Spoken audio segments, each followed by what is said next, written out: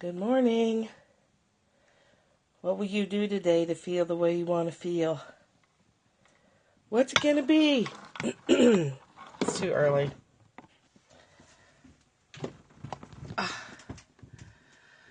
Oh, can't get the camera to turn around.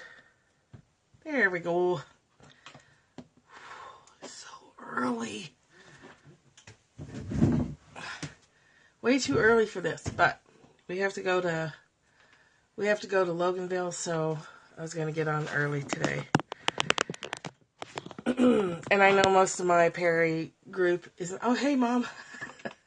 Wow, you really are up early. I know most people can't be awake this time of day. I'm not super happy to be awake this time of day myself. So, I'm going to, while we're waiting, today's our Course in Miracles and Law of Divine Compensation Day. But I wanted to give some resources first that I remembered this morning that are useful to me. So I thought they might also be useful to you. And I can't find my card. Well, my name's Michelle Wolf, and you can find me at caddyshackdesigns.com. Across the top are tabs of everything that I do. I do a lot of design map workshops lately. There's a men's group coming up. There's a girls group. There's a level 2 group coming up. Which apparently we don't need to talk about. Hold on. Here's all the links for all that. Women's group starts March 1st. The next one. Men's group starts February 16th. Girls group in April. Boys group whenever boys show up. We'll do a boys group. And then I wanted to tell you about this guy named Dan Howard. And he does this really quick meditation technique called just resting, deep rest. It takes about 5 minutes, and it feels really good. Martha Beck refers to him a lot, and when I use his techniques, it works great. It's like that 360 breathing. It's really quick and easy, and here's where you can learn about that. It's intentionalresting.com. Go to free resources, and then the guided resting experience. That's a downloadable track, so you can put it on your phone and do it whenever. Super fast, super easy. There you go, guys. You can screenshot that. I'm not seeing any hearts or anything. Am I working? Is it working? I wonder, can I get my... There they are. Okay. Okay. I was like... it was slow signing on. You don't have to keep giving them. I just wanted to make sure that you could hear me. Intentionalresting.com. So that has you... when we say the word rest and concentrate on that word, we know what it means. So when we say, I'm resting for my body now, I am resting for my career now, I'm resting. It was so slow signing on, I thought, am I just talking to dead air? So thanks. I'm resting for my soul, I'm resting for my, brain. Whatever, your body just naturally starts to relax. Got a couple of cats fighting over there. I am asking Spirit today for a solution to the cat problem. Because I haven't had, or the cat situation. Okay. I haven't had a full night's sleep in months. Because we have to keep them separated. And so I'm sleeping on the couch sometimes when Talk is needy because... or I'm sleeping in the bedroom and then he's rattling the door all night. So I'm asking for a solution to that. I need Spirit to guide the way.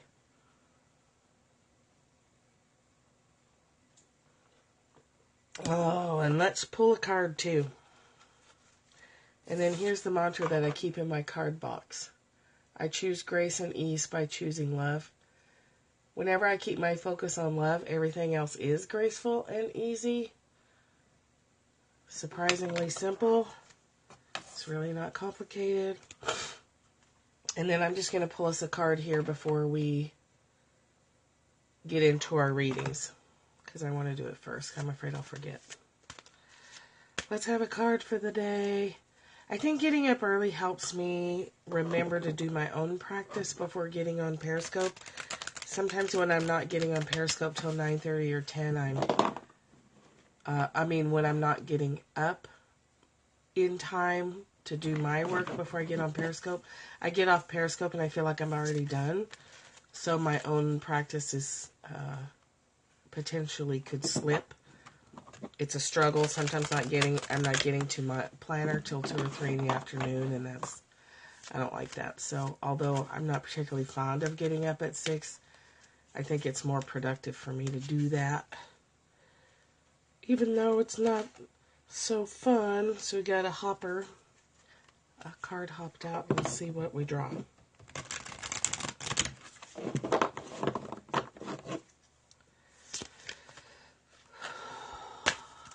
Oh, I looked up right as that comment was disappearing. I'm sorry. So let's have a card.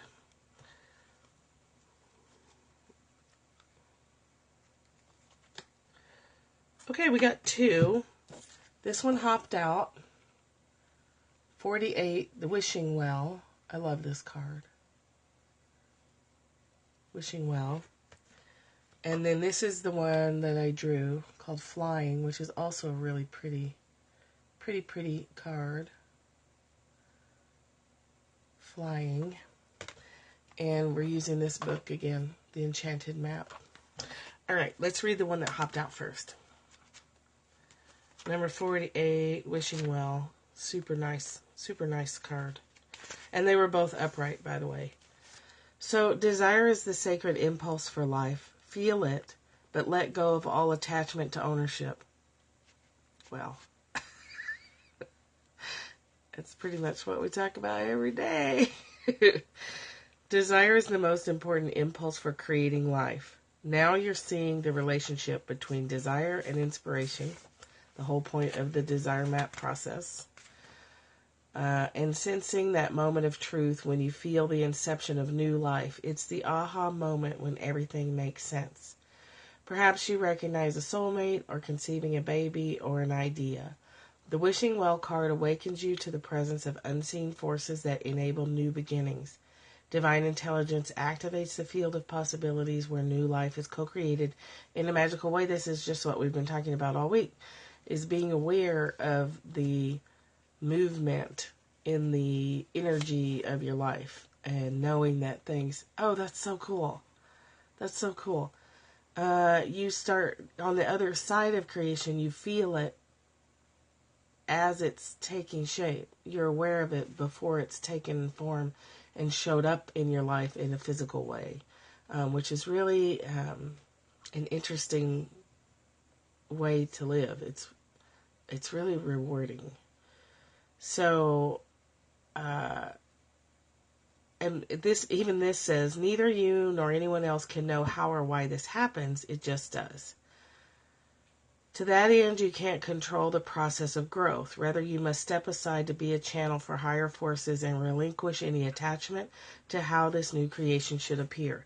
So choosing the essence and not worrying about the form, not worrying about how it shows up, not worrying about what it looks like. Oh, you got more info on your gremlin? That's awesome. Form your intention and take action by dropping the coin into the wishing well. Then trust in spirit. Prepare to be amazed. Amazed. So how that looks practically is you figure out what your desire is. Everything stems from a desire for something. And if you look at all of your goals, underneath them all is a desire to feel good. And if you can just go straight for the feeling, the essence of whatever it is your goal is, amazing. It's an amazing world.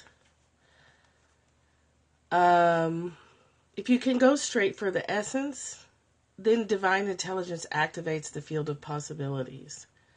if you're going straight for the essence and doing whatever you can to feel that way right now, you're magnetizing yourself. You're resonating with what you want to go toward. The cover of the 2016 Desire Map Planner has this written really big on it, and I love it. What I will do to feel the way I want to feel. So every day is, what am I going to do to feel abundance as having already happened? Like, I'm already resonating with abundance because it's who I am. What am I going to do today to feel connected to Source? Because it's who I am. So what am I going to do about that? And then I wait and see. And I might pull cards, and I might journal, I might take a walk. And as I'm doing those things, I'm getting ideas. I'm offering those ideas out to the world and seeing who wants them and who doesn't. It's incredible, the things that are happening. 6 months, 7 months of consistent application of these concepts. So, let's see. Step aside, be a channel for higher forces, and relinquish any attachment to how this new creation should appear or when. Just get to the feeling place and hang out there without an agenda. So you can't say, well, I'm going to feel happy so that I can make $1 million this year. You need to feel happy because why wouldn't you want to feel happy? Or why wouldn't you want to feel centered and content with whatever's happening? Living a day without labeling everything as good or bad or preferable or something to reject is remarkably refreshing. I think that's part of why we get so refreshed when we go on vacation, is we give ourselves a break from striving and trying to get from the world and trying to label everything. We're just, more willing to go with the flow and more willing to let things be however they want to be, because we're not struggling so hard. Hi, Sarah.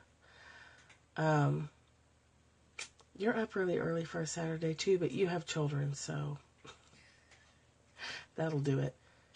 Yeah, you can't do anything on vacation, so you just relax, and then you feel good, and then you come back home and you start struggling and striving again. You can keep a vacation mindset. Oh, Koya class! Oh! That is awesome. Those people are lucky to live within proximity of your classes.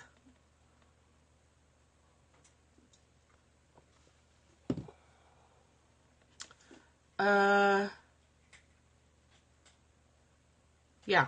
So, let go. They are super blessed, and we're all super jealous. So we're drawing some cards this morning before we get to the readings, and the second card is flying. Flying on our dream Pega unicorn thing. Whatever that creature is. Let's see what it says. I feel like I'm flying. The more I let go of stuff, the more I focus on how I want to feel, rather than, instead of saying, what do I do? What do I do? I'm asking, how do I want to feel? How do I want to feel? And once I get to that, I know what to do. It's not a big deal. Flying. You have the power to see things from a higher perspective. That's cool. If you were a bird flying high in the air, what would you see? When you soar above life's challenges and opportunities, a new perspective becomes available. Today you have invisible wings that allow you to swiftly bring your circumstances into alignment with your highest purpose. This is a sign that your waiting is over, that all your hard work has paid off, and the things you hope for are no longer beyond your scope. Sweet. You have the ability to reach for the stars and find one with your name on it. Spread your wings and soar. The angels are waiting for you. So, that doesn't really tell you exactly how to do that, but it's everything that we just talked about. It's everything that we always talk about. Hands off the wheel. Get your fingers out of the pie. Stop messing with stuff. You're drawing my recent cards. You must need to see them again. I guess so. I guess you do. When you step back and think, is this going to matter in 5 years? Is this even going to matter in a week? You can let go of things. When you ask, what story am I telling about this situation that's making me so tense and grasping? You hear them. And then when you hear them, you have the opportunity to write a different story. I have my money mala on today, Sarah. I love it. And then I have my mantra for the other mala that I have from you. I choose grace and ease by choosing love. Both of these cards are that. When you choose love and you stay centered on that, if you can't do anything else, if you can't figure out how you want to feel, you can always move toward love. You can always move toward compassion for yourself and others and your situation, whatever that is. So, let's get to our books. Our Course in Miracle book, which is on the bottom of the stack over here. Oh, it's such a heavy book. It weighs like a zillion pounds. Course in Miracles workbook. And again, check out Dan Howard, intentionalresting.com. Go to free resources and download the guided resting experience and take it with you on your phone. So short. So simple. The simplest things are generally the most powerful. So today is January 15th? What day is it? This is what happens when you work from home. You start to lose track of what day it is, and you don't have kids. And my work schedule with the twinsies is changing, so I don't know what the date is anymore. The 16th? Oh, you're right. Yes, because Michelle put something in the Perry Fam group about today being a magical day. Hi, Linda. My husband and I watched your scope yesterday or the day before, the laughing yoga. So awesome. Good morning. I'm just trying to find our page. I did some card readings for the group earlier, if you want to catch those on the replay. They're good reminders. Good reminders. Today's a magical day. A magical day. I guess the 16th is some special number. I don't keep track of a lot of that stuff. Okay. Lesson 16 for today is I have no neutral thoughts. The idea for today is a beginning step in dispelling the belief that your thoughts have no effect. Everything you see is the result of your thoughts. Your thoughts are powerful. They're powerful in creating stories that then trip you up. Thoughts are not big or little, powerful or weak. They are merely true or false. They're love or fear. Your thoughts are two things only. They're either fearful thoughts or they're loving thoughts. Those that are true create more truth. Those that are false create more falsity, more falseness, more lies. When you see the truth about people, that we're doing the best we can, that we're all connected, that we're one, and that we're not victims, we have power to influence our lives and to co-create with all that is. When you recognize and remember that power and work within it, fearful thoughts just start to drop away because they're not fun anymore. I think we get used to them and we're comfortable with them, and they create a certain amount of drama that can be entertaining to our neural pathways that like a big hit of dopamine. But eventually we get, that gets old. There's no more self-contradictory concept than that of idle thoughts. What gives rise to the perception of a whole world can hardly be called idle. Every thought you have contributes to truth or to illusion. It either extends the truth or multiplies the illusion. You can indeed multiply nothing, but you will not extend it by doing so. Besides recognizing that your thoughts are never idle, salvation requires you also recognize that every thought you have brings either peace or war, love or fear. A neutral result is impossible because a neutral thought is impossible. Every thought has an energy to it. There is no neutral thoughts. There's no thought that's not weighted one way or the other, toward love or toward fear. There is such a temptation to dismiss fear thoughts as unimportant and not worth bothering about, but it's essential that you recognize them all as equally destructive. We will practice this idea in many forms before you really understand it. So the instructions are the same. Search your mind for a minute or so, a few times today. And seek not to overlook any little thought that may try to elude the search. So we have little thoughts and we're like, oh, that's not worth messing with. But it is that little thought that you should be looking at. Every thought that occurs to you, regardless of the qualities you assign to it, is suitable. So repeat the idea to yourself, and then as each one crosses your mind, hold it in your awareness while you tell yourself, this thought about blank is not a neutral thought. So this thought about politics is not a neutral thought. This thought about winning the lottery is not a neutral thought.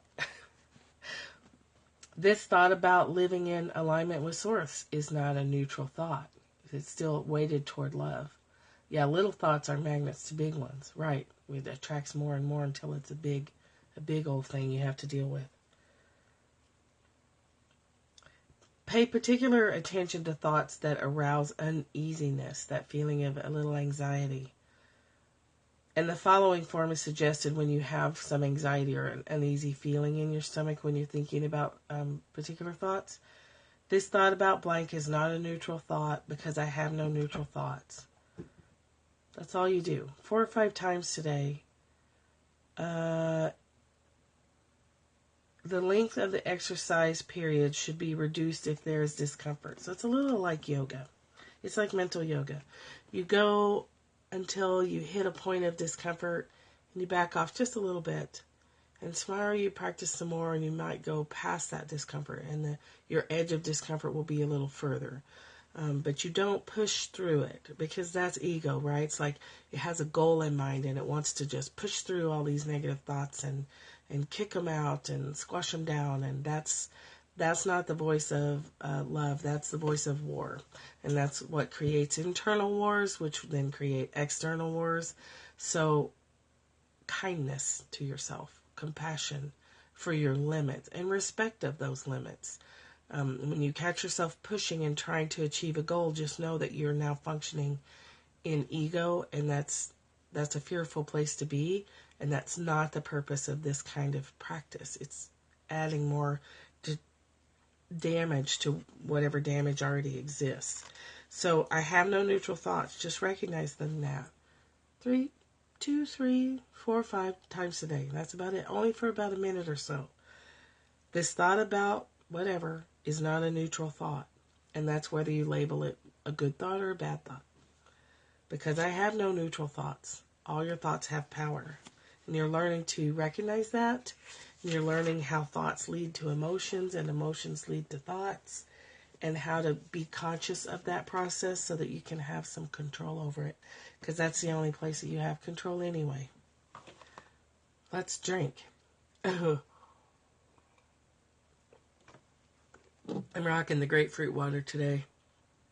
You can do citrus oils in your water, just 1 or 2 drops mixed with a teeny bit of salt first so it doesn't float on the top and get really gross. But I realized I've been drinking coffee as my first liquid of the day, and that's probably not healthy. Water.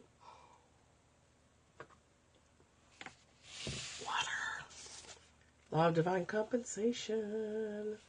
I love the grapefruit in the water. That's the only place I use it, really, is the water. 1 drop in this size glass, that's a 16-ounce glass. But mixed with a little teeny bit of like Himalayan pink salt first. Okay, so this is our second book, which is Course in Miracles based by Marianne Williamson. And we've been reading the Spiritual Surrender chapter for about 4 sessions now. I've been going really slowly through this chapter and rereading parts of it. because it's so important. So before we go on to the next chapter, I'm going to reread the prayer from the last time we met. When you start asking, well, this isn't the prayer part, but I'll get there. When you start asking yourself, have I provided for love's needs more often than you ask, has love provided for my needs? Then the miracles that occur naturally in the presence of love will fall at your feet and into your hands. I can't tell you the synchronicities in these Periscope sessions and in my personal life and in the lives of people in this group and all over. Every day somebody's got a story about another synchronicity event that happened, which to me, that tells me I'm on the right road. When I ask a question and 5 minutes later hear a song that's the answer, I'm in alignment. When I ask a question and don't get an answer or I'm struggling, I feel like that lets me know that there's a story in the way, or for some reason I'm not allowing that answer to come. Because answers come quickly when you're in alignment. Yeah. To the ego mind, surrender means giving up. To the spiritual mind, surrender means giving in and receiving. Once we're there, inside the holy place where all is inner riches, the outer gold of worldly prosperity appears in a miraculous way. It comes inviting us to use our wealth responsibly and to share it generously as the universe so shared it with us. So the prayer is, I surrender to you who I am, what I have, and what I do. May my life and talents be used in whatever way serves you best. I surrender to you my failures and any pain still in my heart. I surrender to you my successes and the hopes that they contain. May the light of your love shine deep within my heart and extend through me to bless the world. Amen. I like being a blessing to the world. I like this feeling of being a more consistent conduit for love to move through me into the world. I really enjoy that. So chapter 9 is transcending fear. Once you start expressing more love, the reasons why you don't start to come up. And the beliefs about them become conscious. And it's not that your life is falling apart. It's that you're flooding more love, which means you're flooding more light. And you can see where your shadow work is. You can see where the parts of you are that refuse love, that refuse forgiveness, that refuse compassion. And all those things stop you from expressing the love that is your purpose in life to express. So as you become conscious of those, look at them as opportunities and gifts. I mean, it sounds hard and kind of crazy to do that, but it is. Because the more you look at them and become conscious of them and do something with them, the more love you can express. And then you set up this awesome cycle of love, bringing up limitations to love and working through those and expressing more love. It's an awesome process. So none of this love and it will all be okay stuff sounds attractive or even sane to the ego mind, right? It sounds crazy. You want me to do what? I really think I need to take another class. I really think I need to get another degree. I really think I need to get by on 4 hours of sleep a night and bang my head on the computer all the time. And you want me to just sit back and love? Yeah. Yes, and that is what we want you to do. Yet our spiritual task in life is to overcome the ego, and the ego is the mind of fear.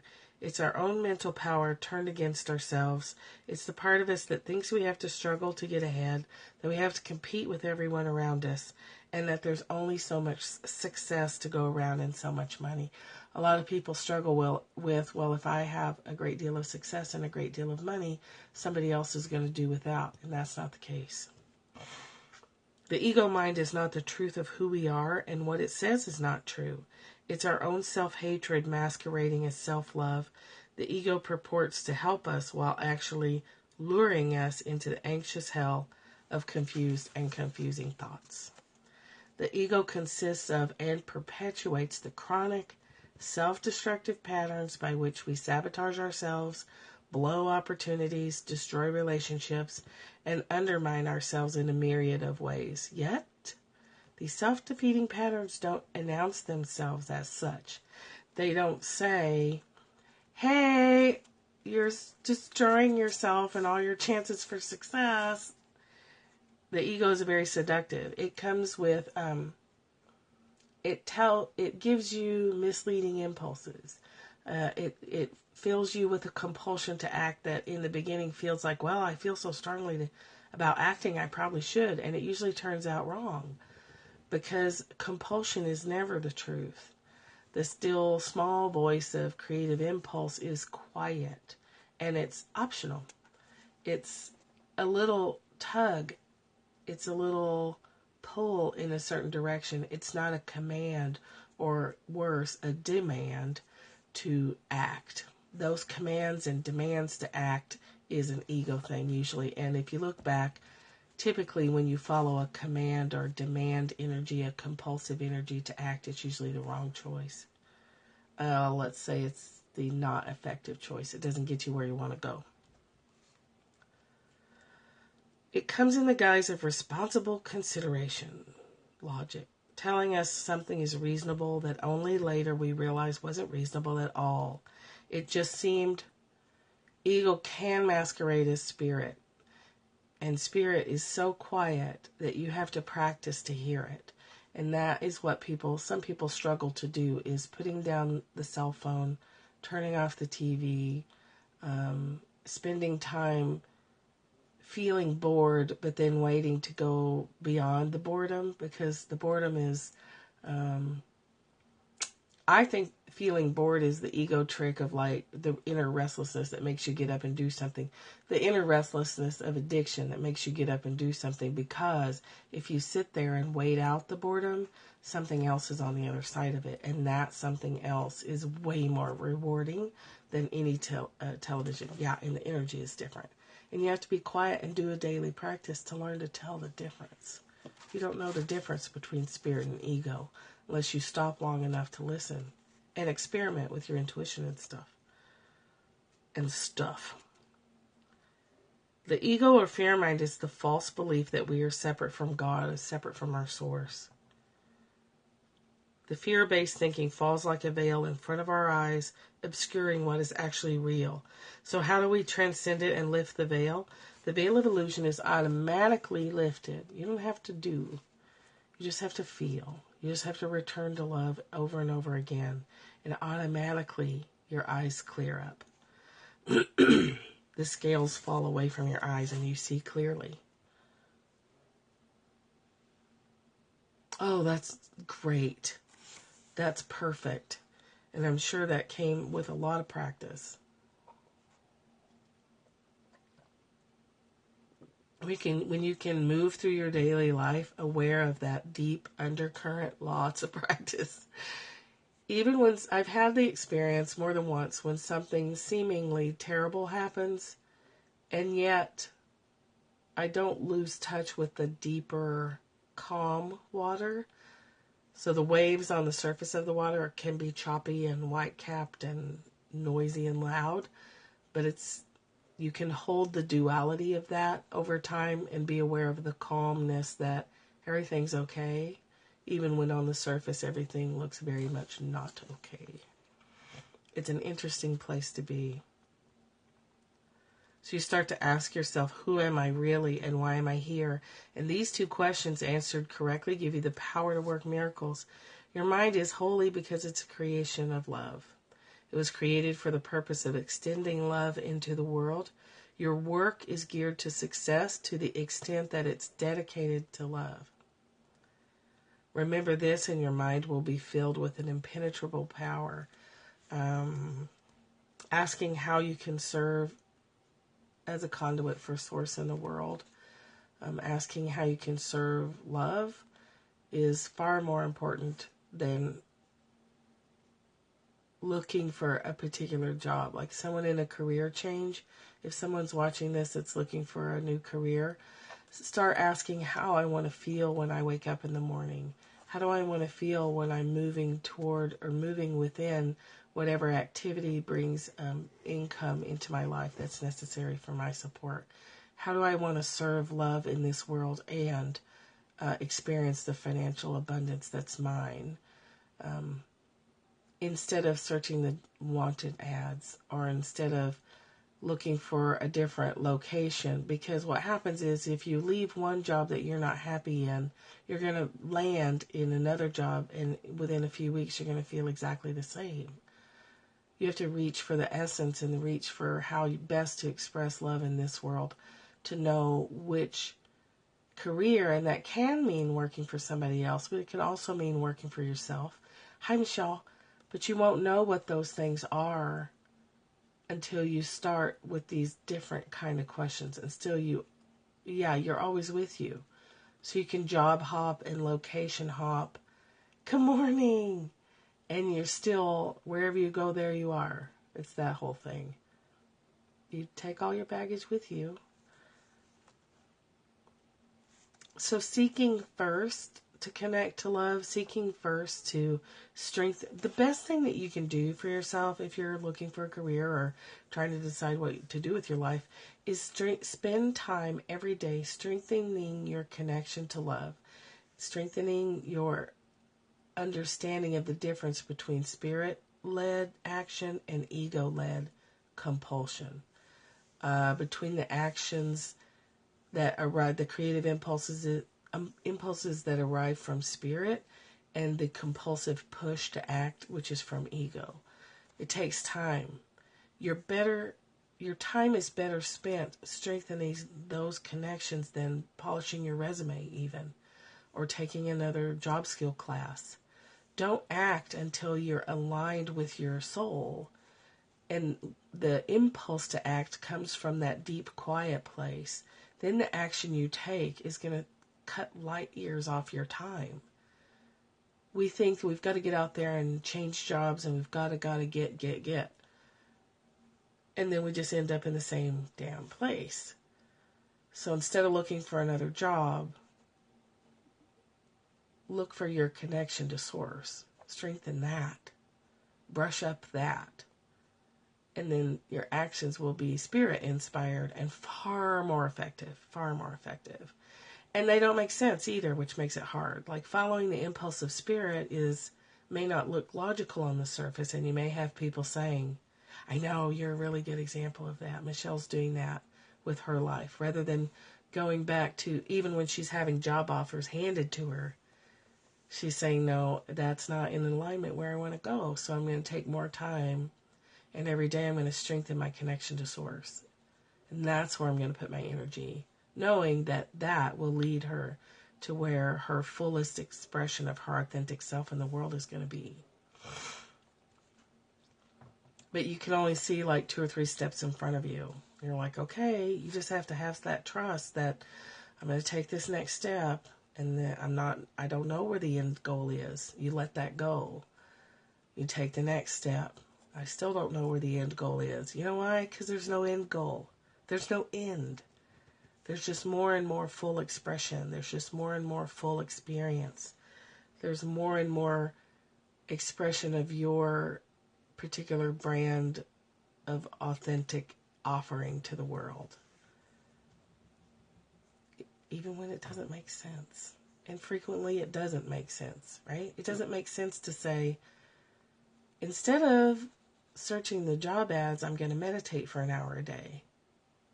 That doesn't make sense. A job coach would be like, what is wrong with you?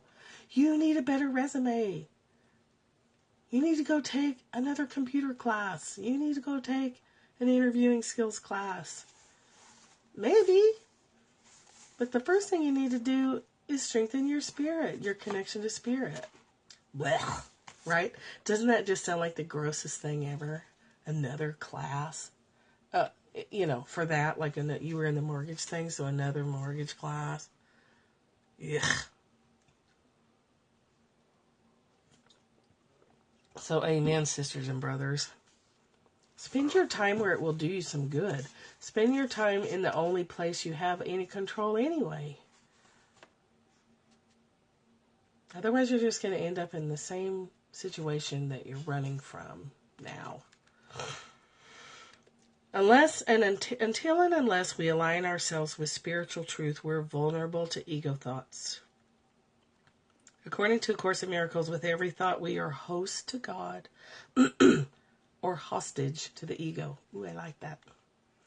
With every thought we are either hosting love or we are hostage to fear. I would rather host love and be a house for love, than feel held hostage by fear and panic and drama. Yeah, the thought of writing a resume right now makes me kind of want to throw up a little. I think I may have reached that stage where I'm unemployable by traditional jobs.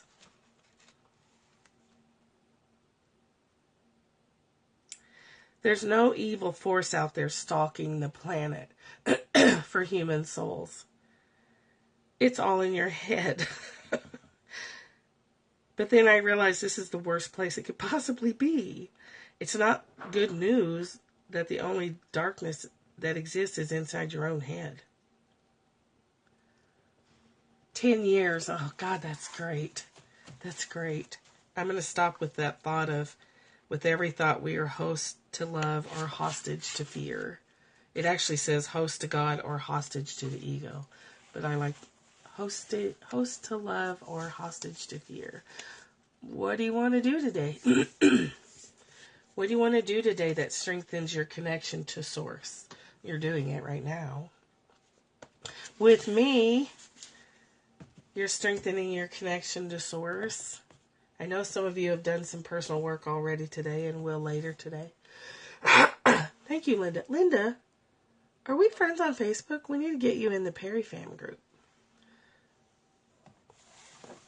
I need to get you added to that group because cool stuff gets posted in there. Michelle, before you signed on today, we were talking about the increase in synchronicities. Daily scopes are a daily practice. Okay, I'll find you. You're dancing your love. I love that. Sarah, you're a great example, too, for what expressing your authentic self in the world looks like. Like, here's how it goes. You feel your way through life. You feel your way through. Linda laughs her love in the world, creating so much joy. Sarah creates so much. I'm trying to get this locked up. Sarah creates joy through helping people dance and connect to their bodies. Linda's laughing and creating joy in the world. And it's so easy.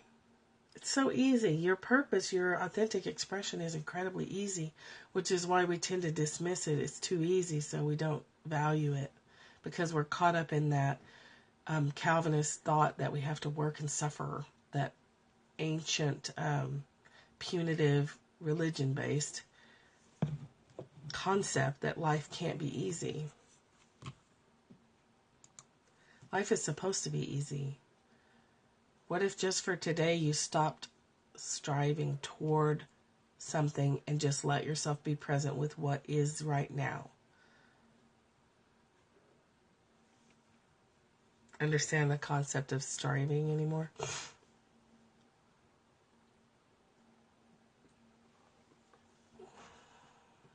Yeah, I'm losing it. I'm in the process of letting it go, and it's happening quickly. Now when I feel myself striving, I'm catching it as it's happening.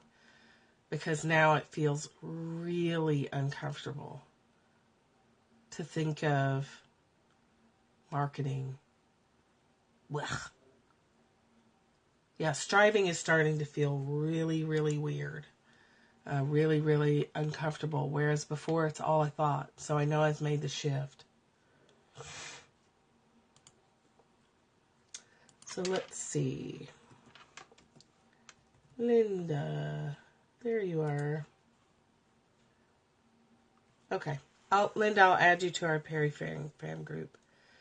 You really struggle with marketing. Me too. Or I have. I'll say that I have. Finding the balance between offering and advertising has been a real struggle for me, because I've been taught that I need to access all the social media and I need to post at times where the most people will see it, and I need to have an email list, and I need to, yeah, not the yucky way. Michelle's going to do marketing in the world in the spirit inspired way and teach us all how to do it well, I think. How to market from a give perspective instead of a get perspective. I learned things fairly quickly. I built my website. It's not easy for me, but I can do it. But every time I try to go build an email list, it goes badly. Yes, you can offer through social media, but you're not marketing. I even hired someone to help me build an email list so I could do newsletters, which I frankly don't want to do. And the person I hired was such a nasty, vicious person that I was like, yeah, you know what? We're done, and you can keep the balance of the money. It wasn't a whole lot, and I'll call you if I need you, which will be never. And that's what made me go, when I encounter blocks and resistance in a lot of areas of my life, I listen to that and I stop. But for some reason, this email marketing system stuff, I wasn't stopping. I kept running into blocks and trying to push through and trying to find a different way to make offering is loving. Trying to find a different way to get an email list built. And then it was like, you know what? I don't want a freaking email list. I don't want to write newsletters. They're boring. Nobody reads them, which is not true. Yeah, I read some newsletters, but not many. And so one day I asked myself, who told you needed an email list? Well, somebody selling a class for how to make an email list, right? So, I don't really need an email list. And God, what a relief. And then it was like, well, I don't really need to worry about what time to post on social media. When I feel like posting, I'll post. It's not hard. I'm looking for Linda here. There she is. Okay, I just added you, Linda. Where I got with marketing, or where I'm getting with marketing, is, you know what? You can't make me. You can't make me build an email list. You can't make me do the J.D. Powers. Oh. You can't make me do a sales funnel and a landing page. I won't do it. I refuse. I'm in rebellion. I will not make an email list.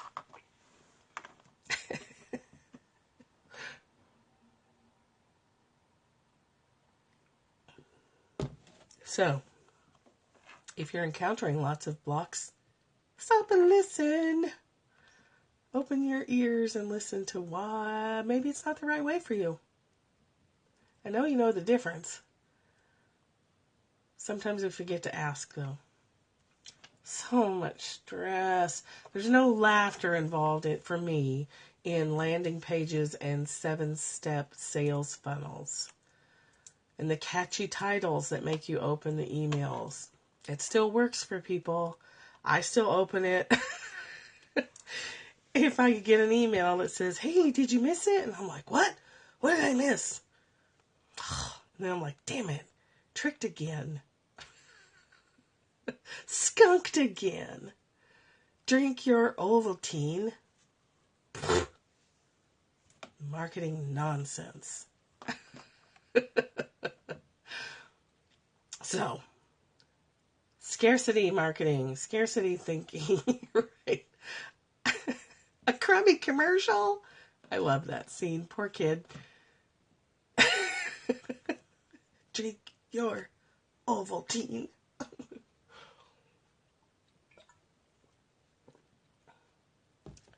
No kidding? Will you post that in the group? I'd love to see it. I probably won't get to it till tonight. I actually need to wrap up. We're going to go help my daughter get her house in order. Oh, scarcity marketing. I'd love to see it. We're in a big gear shift, people. The email list and the 7-step sales funnel landing page garbage is not going to work for everybody anymore. Persuasion.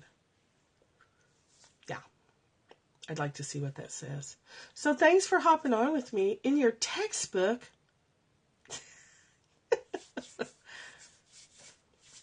So much earlier than usual. I appreciate you being here. And to all my Perry fam regulars who are watching the replay, I apologize for having to get on so early that you missed it.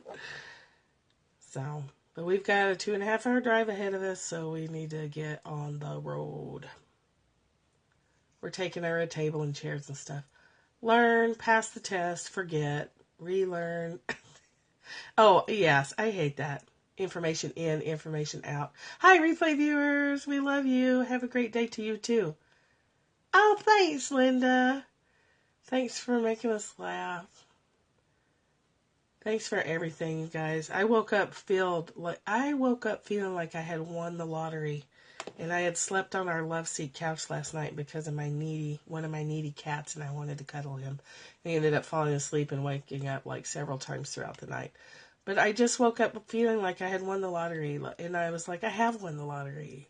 I've won the lottery of love. There's a cheesy statement for today. It sounds like it came out of a fortune cookie. Look for the lottery of love. But it's true. I woke up feeling like, God, I've won the freaking lottery.